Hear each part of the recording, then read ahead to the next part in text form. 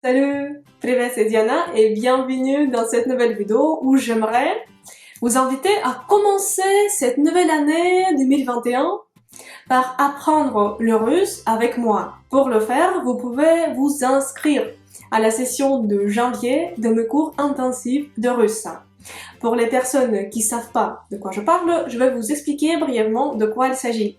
Depuis plus d'un an et demi, chaque mois, j'organise une nouvelle session des cours intensifs de russe.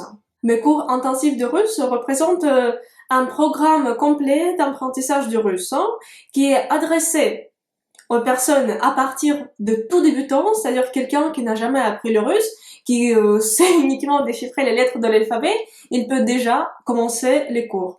Parce que le niveau 1, il est destiné aux débutants, et quelqu'un qui n'a jamais appris le russe, il faut seulement, je répète encore une fois, c'est important, savoir distinguer les lettres de l'alphabet, c'est tout.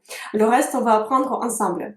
Comme ça, vous pouvez commencer à apprendre le russe avec moi. Si vous avez déjà commencé à apprendre le russe et vous aimeriez continuer à apprendre le russe avec mes cours, vous pouvez choisir parmi les 21 niveaux de difficulté disponibles en janvier. Chaque niveau de difficulté est composé de 29 cours.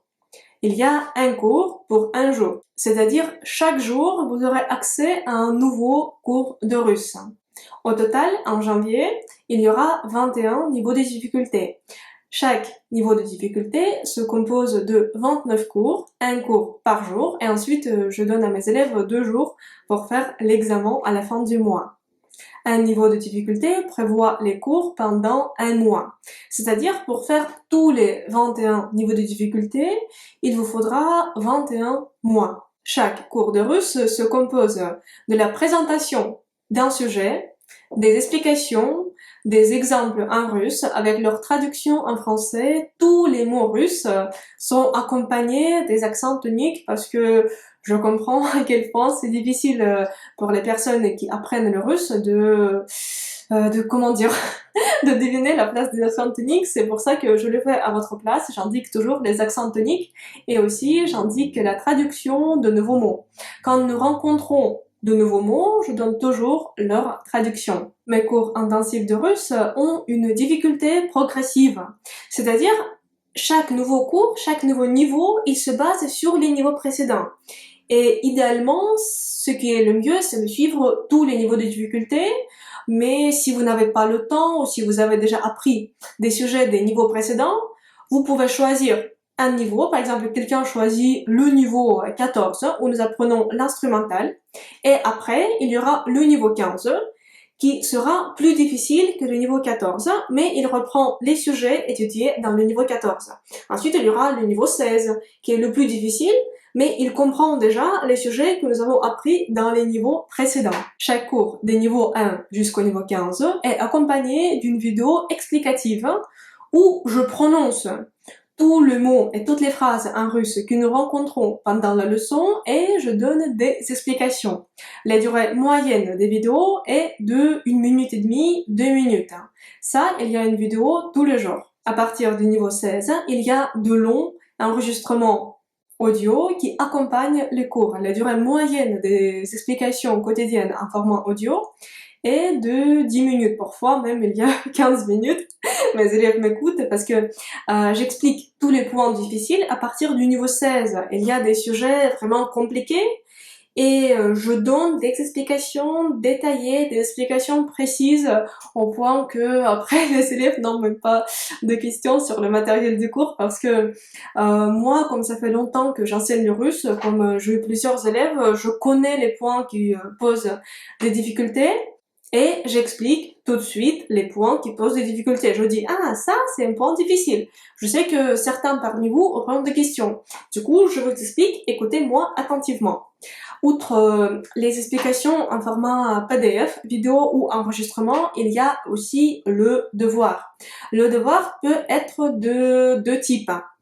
Soit c'est le devoir que vous devez faire entièrement à partir d'un exercice. Par exemple, il est écrit traduisez les phrases, transformez les phrases, décrivez les actions, quelque chose comme ça, et vous inventez vous-même des réponses. Soit, à part le devoir ordinaire, par exemple, vous aurez un test à faire, à trouver les mots correspondants, et après avoir fait ce devoir par vous-même, vous pouvez accéder au test interactif en ligne qui vous permettra de mieux mémoriser le matériel. Les avantages de ce test est que vous pouvez le faire autant de fois que vous voulez. Et aussi un avantage, vous pouvez revenir à tout moment au test des cours précédents de ce niveau. Par exemple, aujourd'hui, nous sommes le 22 décembre et les élèves qui apprennent le russe dans le cadre de mes cours intensifs de russe, ils peuvent revenir à n'importe quelle leçon des 21 leçons précédentes et ils peuvent refaire le test en ligne pour se souvenir du matériel. Ça, c'est très utile. Ça vous permet de reviser à tout moment et de vous entraîner autant de fois que vous voulez. Encore un avantage de mes cours, c'est qu'ils sont préenregistrés. C'est-à-dire, c'est vous qui choisissez quand apprendre le russe. Par exemple, j'ai les élèves de différents pays, j'ai les élèves qui sont, disons, au Canada, en Australie, et il y a les fuseaux horaires complètement différents, mais ils peuvent apprendre le russe quand ils veulent, à n'importe quelle heure de la journée, ils peuvent faire leurs devoirs, ils peuvent apprendre. Et c'est pas important à quelle heure de la journée vous choisissez de faire votre cours de russe. Ça peut être à 2 heures du matin, à 13 heures de l'après-midi, à 10 heures, à 7 heures. C'est vous, les élèves, qui choisissez à quel moment apprendre le russe. Après que vous avez fait le devoir, il faudra me l'envoyer par WhatsApp pour que je vérifie si vous l'avez bien fait, pour que je le corrige. Et vous avez également la possibilité de me poser des questions sur WhatsApp. Les cours se déroulent sur une plateforme spéciale. Le premier du mois, je donne l'accès aux personnes qui sont inscrites au cours à cette plateforme. Mes élèves peuvent accéder au cours de cette plateforme spéciale depuis n'importe quel support. Ça peut être portable, tablette, ordinateur, même, je pense, la télé, s'il y a une télécommande pour faire le quiz et pour, pour feuilleter, par exemple, les pages des cours. C'est vous qui choisissez comment faire. Il y a des élèves qui font entièrement sur leur portable, ceux qui font sur leur ordinateur. C'est vous qui choisissez. Après chaque leçon, vous pouvez télécharger, si vous en avez besoin, le cours et la vidéo ou l'enregistrement audio. Si vous voulez garder ça après les cours, après la session, vous pouvez télécharger, je l'autorise pour que vous puissiez reviser, par exemple dans un mois, ce que vous avez appris. Chaque jour, il faudra, comme je l'ai dit, m'envoyer le devoir écrit. Comment faire le devoir écrit? Vous écrivez sur une feuille de papier avec un stylo, de préférence de couleur noire ou de couleur bleu foncé. Vous prenez ça en photo, vous me l'envoyez par WhatsApp. Je l'ouvre, je le corrige, je vous envoie la correction, des explications si nécessaire, vous me posez des questions. Il y a encore 2 types d'abonnements avec la correction de prononciation. C'est-à-dire, à part ce devoir écrit, les élèves doivent également m'envoyer chaque jour leur prononciation. La prononciation est envoyée également via WhatsApp.